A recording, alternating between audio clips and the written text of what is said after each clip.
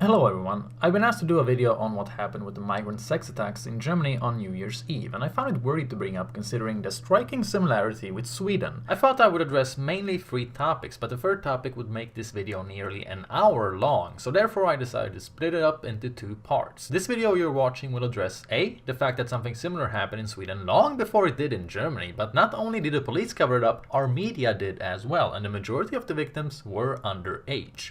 And B, how Swedish feminists are reacting to the migrant sex attacks. You're gonna love this part! My second video will explore the rape statistics of Sweden in depth, as well as my thoughts on rape and culture. I'd also like to give my ideas on how to solve the problem, so don't forget to watch that one. So, some of you already know the basic info about the wave of robbery and sexual assault in Köln on New Year's Eve. 1,000 men with origins in the Middle East and Northern Africa gathered, threw fireworks into the crowd of Germans to cause confusion, and then formed into smaller groups and surrounded women. More than 500 complaints have been filed. Now, this is just in Köln. A thread on Reddit has effectively gathered similar incidents in several cities across Europe. It's not only Germany, but also Switzerland, Austria, Finland, and even Sweden. Though the number doesn't get as high as 500 complaints per city, it's still the same scenario. Male immigrants from the MENA region performing systematic sex attacks on women. Initially, German police covered up the fact that it was primarily migrants who were the perpetrators. And when this got out, the criticism from the public has been so severe that the police chief in Köln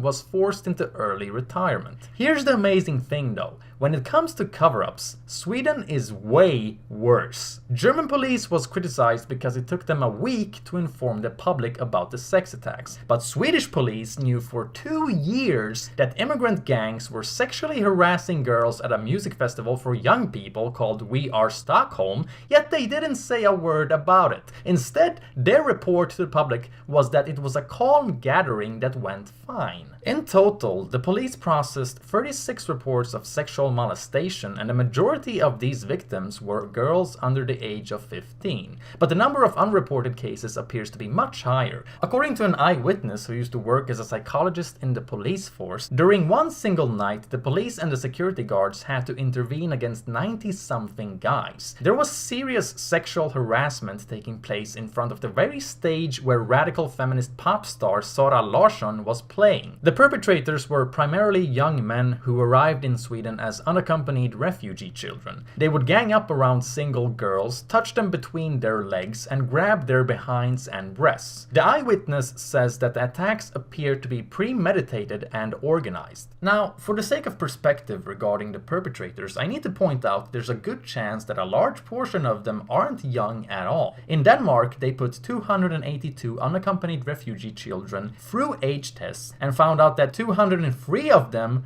were actually adults lying about their age. In Norway, teeth x-rays revealed that 9 out of 10 unaccompanied refugee children are above the age of 18. Sometimes they were as much as 10 years older. There's a good reason to believe that Sweden isn't any different, considering that we regularly hand out asylum to people who don't even have passports, and it's considered racist to suggest that we should perform age tests. Even though a good portion of news reports indicate that so-called refugee children are grown men in their late 20s. The news reports say that they're 16 or 17 years old, but we can fucking see with our own eyes that they're not. If you want to know more about that, check out the article linked in the description. To get back to the Swedish police, the reason they didn't say anything is because it's a sensitive topic and they're afraid of, quote-unquote, benefiting xenophobic forces. Put simply, they don't want to acknowledge that the nationalist party, Sweden Democrats, occasionally make valid points. If you think all of this seems bad, this is where it gets even worse. Dagens Nyheter, one of Sweden's biggest and most respected newspapers, the same newspaper who initially exposed the police silence on these sex crimes, knew about the very same sex crimes but chose not to report on it.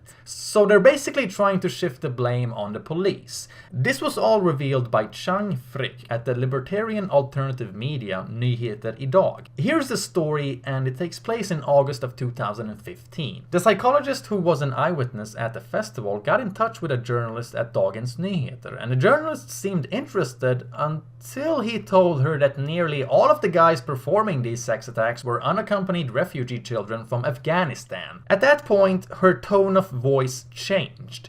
but she still said that she wanted to contact the police. So he gave her the number to a police officer who was on duty when it happened and could confirm everything he said.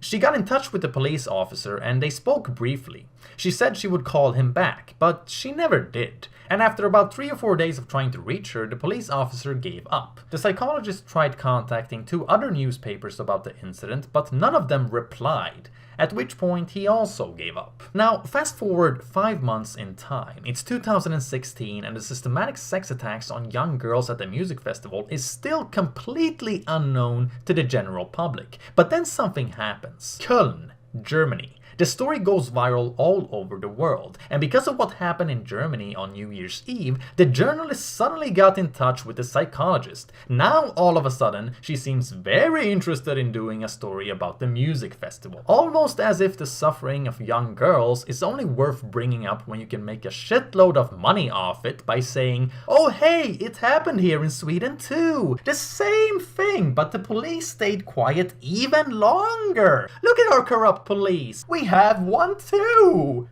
Leeching off the viral success of Germany's political correctness. The psychologist asked her why she never did the story back when he first told her about it, and she seemed uncomfortable and gave the excuse that A, she was never able to get a hold of the police officer, and B, the editor for the Stockholm section took over the story and dismissed it as racist fabrications by the Sweden Democrats. So they got access to 2 eyewitnesses here, yet the story basically got dismissed as racist rumors. The excuse didn't hold up to the psychologist. He felt they were trying to cover up what happened, and that's when he contacted Nyheter Idag and blew the lid off this whole thing. But since then, the Swedish mainstream media has dismissed Nyheter Idag's disclosure as a conspiracy theory and tried to character assassinate Chang Frick as a Sweden Democrat who swears allegiance to Vladimir Putin. I wish I was joking, but I'm not. A mainstream journalist tweeted saying that there is no cover-up. Instead, the whole thing is just a trick by Russia to destabilize Swedish society. This Russia-friendly, xenophobic alternative media site can't be trusted. Therefore, we have to trust the established media. We have to trust Dagens Nyheter, because it's a matter of national security.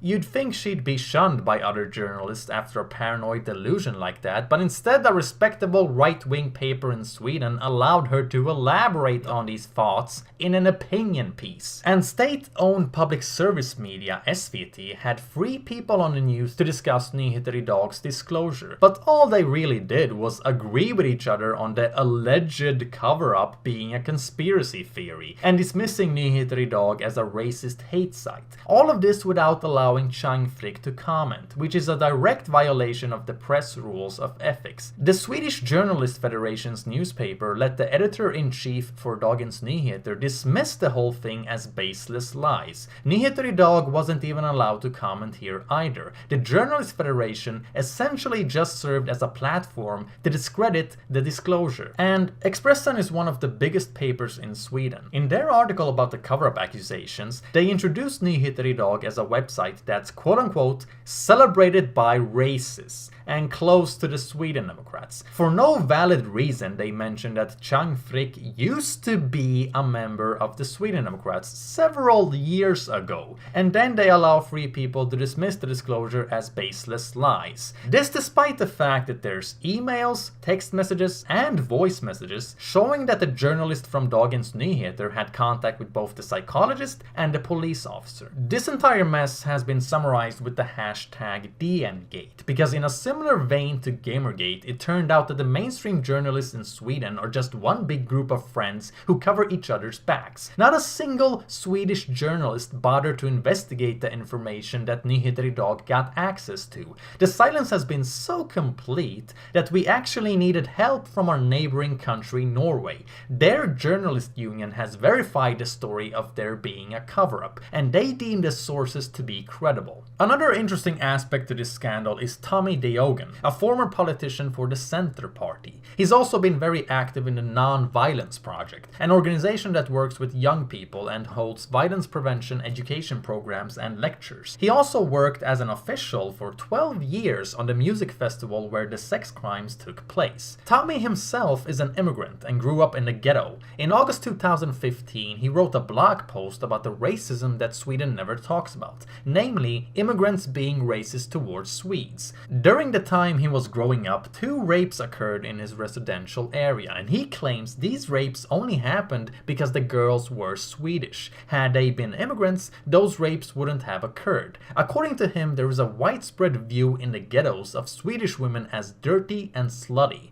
and I believe there's reason to take his word on this. This is an article published in the year 2000. It was right after a gang rape by Middle Eastern immigrants of a 14-year-old Swedish girl. It happened in a ghetto. 4 guys are interviewed here: Ali, Hamid, Abdallah, and Richard. They're all 15 years old and they're all immigrants, and they all live in a neighboring ghetto called Rinkeby. They're also angry at the guys who raped the girl because of the prejudice it's going to cause against immigrants in Swedish society. But during the interview, their own view of Swedish women turns out to be pretty dodgy. For example, they all say that rape is bad, but Hamid adds that raping a Swedish girl isn't as wrong as raping an Arab girl because the Swedish girl has already fucked and will get plenty of help from society afterwards, whereas the Arab girl would get in trouble with her family, and it's a great shame to lose your virginity before marriage. Also, a girl who walks outside alone at night without a man to protect her has only herself to blame,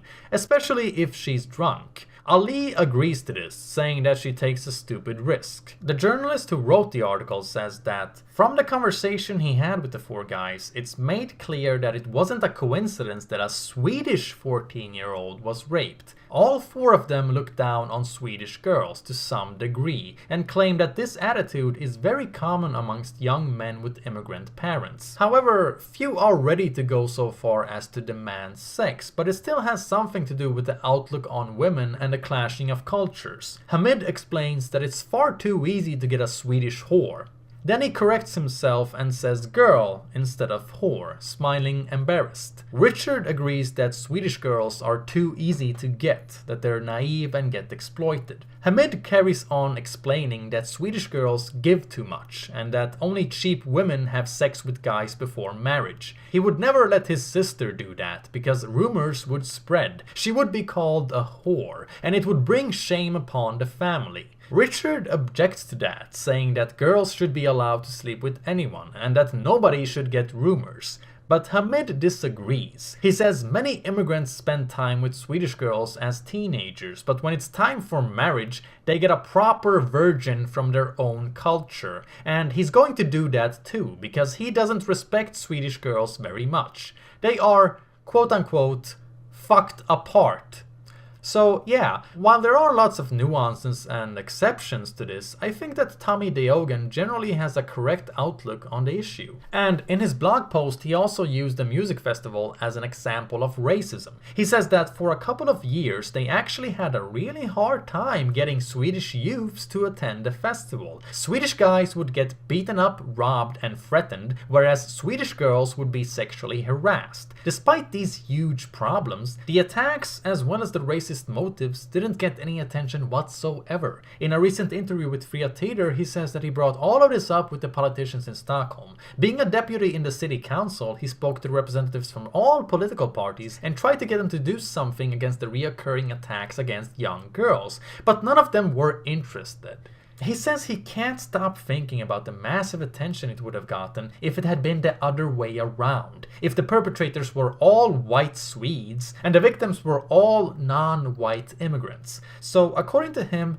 the police aren't the only ones who knew about this happening, and it has later been confirmed through other sources that the politicians knew as well. Tommy himself thinks that the media played a big role in the cover-up. He thinks it's crazy to blame the police for what happened when the journalists could have easily verified the information. They were contacted by 2 eyewitnesses after all, and he himself wrote about it on his blog. And now the Swedish media are acting as if the police cover-up is a huge scandal. and it is, but they're acting as if they have no part to play in it, when the Swedish media is known for covering up immigration-related crime and labeling people as racist. So they're basically judging the shit out of the police for something that they themselves are guilty of. As I've covered in a previous video, when a gang rape happened on a ferry to Finland, all the major newspapers in Sweden had headlines saying that Swedish men committed the atrocious rape, when it was in fact Somali men, and most of them weren't even citizens in Sweden.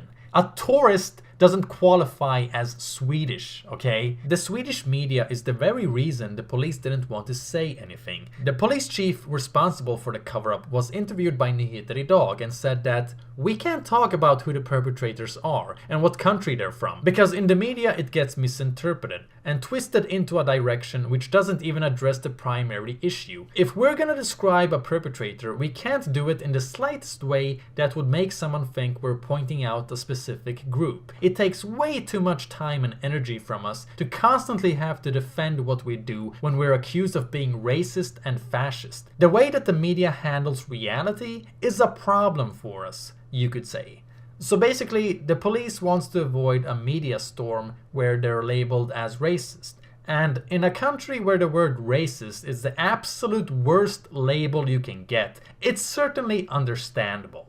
It's not excusable, but it's understandable. It has also been revealed later on that the chief of press for the police in Stockholm at one point in time sent out memos to all cops ordering them to be careful with the description of criminals. Describing someone's ethnic appearance can be perceived as racist, so don't do it.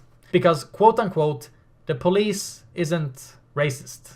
Primarily, this applies to minor everyday crimes, such as robbery, burglary, etc. But I think we can all imagine the snowball effect here. Further down, concerning more serious crimes, it says, generally we should be restrictive with the description of criminals and focus more on tips for deviant behavior instead. How do we know that the person who ran away from the crime scene was actually the guilty one and not a witness who became frightened? Obviously, political correctness has gone way too fucking far when the police become so afraid of offending people that it affects their ability to apprehend criminals. Back to the police chief. He also expressed worry for what might happen in society if the police would openly declare perpetrator ethnicity every single time. He's afraid that it might start hate mobs and that immigrants who don't have anything to do with the crimes would end up being attacked. He also finds it problematic with xenophobic rhetoric that paints everyone with the same brush. Put simply, they've been afraid that the sex crime incidents would get taken over by racist groups who use it to push a political agenda, and I can completely understand that concern. But the irony is that when the police and the media don't talk about things like this, it gives racist groups even more legitimacy, because then they're the only ones addressing this reality, which primarily causes two things to happen. Number one is that they become viewed as badass truth tellers who are fighting the system, which will benefit their recruiting of new followers. Everyone loves rooting for the underdog, especially when they're the only ones describing a reality that you've personally experienced. Number two is that since they're the only ones describing this reality, they also get a patent on describing the cause and the solution. And as I'm sure you know, it's usually not a very sensible one. It's usually something extreme, like closing the borders and deporting everyone who isn't white, as if that would solve all sex crime, as if white people never do bad things. I don't think incidents like these should be used to justify racist ideas. I think they should be used to justify a responsible immigration policy where you put the same demands on immigrants as you do on white Swedes. And the only way to avoid racist groups taking over issues like this is by taking over the issue yourself. Be the first one to state the facts and decide the words you want to use to describe the situation. Bring out the nuances instead of painting everyone with the same brush. That will make it harder for racists to say that incidents like these say something about entire ethnic groups. but more on rape and its connection to culture later. First, let me show you how fucking retarded the feminists in Sweden are. When the incidents in Köln became known here, we were immediately showered by relativizations about how Swedish men aren't any better. One mainstream journalist responded by tweeting, "Everyone who's been sexually harassed by a white man at some point, put up your hand, girl." This woman wrote a debate article in one of the biggest newspapers about how Swedish men don't have a better view of women. What's her reasoning, you might wonder? Well, it's anecdotal evidence of her having met a couple of Swedish men that made sleazy remarks. I have no idea how she can compare this to coordinated gangs performing sexual molestation. Gudrun Schyman, head of the Feminist Party in Sweden, said in a phone interview that the mass attacks on New Year's Eve isn't a new phenomenon in Europe, that it's happened before in various degrees, and that the only thing that's changed right now is that women feel more comfortable with reporting sex crimes. I have no idea what kind of acid she's on. The Feminist Party also wrote a debate article in a big paper about how sexual harassment isn't a new problem in Sweden, and Swedish men aren't any better, and it's actually possible that violence towards women is higher in Sweden than many other countries. I'm starting to think that the modern feminist movement views rape as a marketing tool rather than a serious issue. It's like they view rape as an asset and want to keep it around as much as possible, because they probably believe that a traumatized raped woman can easily be convinced into becoming a man-hating third-wave feminist, and that's a new vote. Ka-ching! Even though it's documented that primarily MENA immigrants performed the sex attacks on New Year's Eve, both in Germany and Sweden, feminists wanna blame Swedish men for the actions of those immigrants. This ridiculous response that Swedish men can rape too can be interpreted as saying that Swedish men bear responsibility for what men outside of Sweden do towards women, and therefore Sweden has a responsibility to import rapists from other countries. And gee, isn't it amazing how only men from other cultures are individual exceptions, whereas all men in Sweden collectively exercise patriarchal oppression? This woman is yet another journalist at a mainstream paper who says that the common denominator is gender and not ethnicity. Her reasoning is also a long tirade of mindless relativization. There are millions of men in Sweden. Why hasn't something like the mass attacks in Köln ever happened here before? Nobody ever said that white Swedes never commit rapes. Nobody said that white Swedes don't sexually harass women. However, Swedish men aren't committing gang assaults as if it were a national sport. There's a big difference between an individual committing a crime and a group committing a crime collectively. Only the latter requires a larger, extensive social acceptance. I mean, just imagine being able to gather a whole group of men that you're acquainted with who all think it's completely fine to rape and rob and molest women. That's freaking exceptional, and it says something about the culture that these perpetrators come from. That's also why honor killings can't be compared to a Swedish man killing his girlfriend. The perpetrator in the latter example isn't backed by his entire family who are cheering his decision to restore honor. Both crimes are horrible, but they're still very different phenomenons and might require different solutions. And in order for cultural oppression of women to exist, it needs to be part of the culture. In Sweden, it just isn't. Sexism isn't embedded in our communities and our institutions. Things like Lara Logan in Egypt and the systematic sex attacks in Tahrir Square aren't Swedish phenomenons. Sweden doesn't practice cultural oppression of women. A culture is norms, laws, and traditions.